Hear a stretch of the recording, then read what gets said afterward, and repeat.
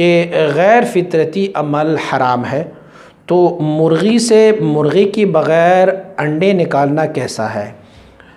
میرے بھائی شاید آپ سوال کسی اور طرح سے پوچھنا چاہ رہے تھے. آپ کا مطلب یہ تھا کہ مرغا اور مرغی جب آپس میں ملتے ہیں تو اس سے انڈے پیدا ہو جاتے ہیں، لیکن مرغا اور مرغی اگر آپس میں نہ بھی ملے تو بھی مرغی انڈے دیتی ہے، اسے خاکی انڈے کہتے ہیں.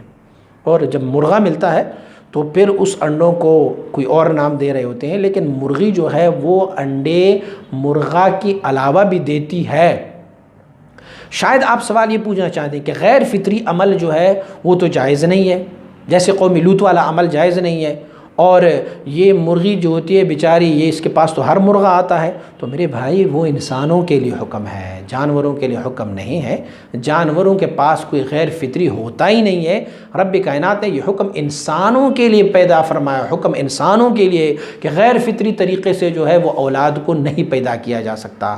یا اگر آپ کا مطلب یہ ہو سوال کا کہ غیر فطری طریقہ یہ ہوتا ہے کہ شوہر سے ملے بغیر کوئی خاتون جو ہے ٹیسٹ ٹیوب بیبی کے ذریعے اپنے بچے کو پیدا کرتی ہیں، تو یہ غیر فطری عمل ہو، تو مرغی جو ہے وہ اگر مرغا نہ ہو اور انڈے دے تو یہ بھی غیر فطری عمل ہے. تو میرے بھائی حیوانات اور انسانوں میں فرق ہے، انسانوں کے لیے حکم الگ ہے اور حیوانات کے لیے حکم الگ ہے. اگر ایسا ہو تو پھر یہ ساری مرغی جو فارمی مرغیاں ہیں اور اس کے انڈے ہیں، یہ تو پھر ساری حرمت کے زمرے میں آ جائیں گے. بلکہ ایسی بات نہیں ہے، وہ حیوانات کے لیے حکم الگ ہے اور انسانوں کے لیے حکم الگ ہے. ایک خاتون کے لیے بیک وقت ایک ہی شوہر ہوتا ہے، لیکن ایک مرغی کے لیے کئی مرغے موجود ہوتے ہیں، کئی مرغے موجود ہوتے ہیں. ایک مرغی کے لیے تو جائز ہے، کوئی حرج نہیں ہے.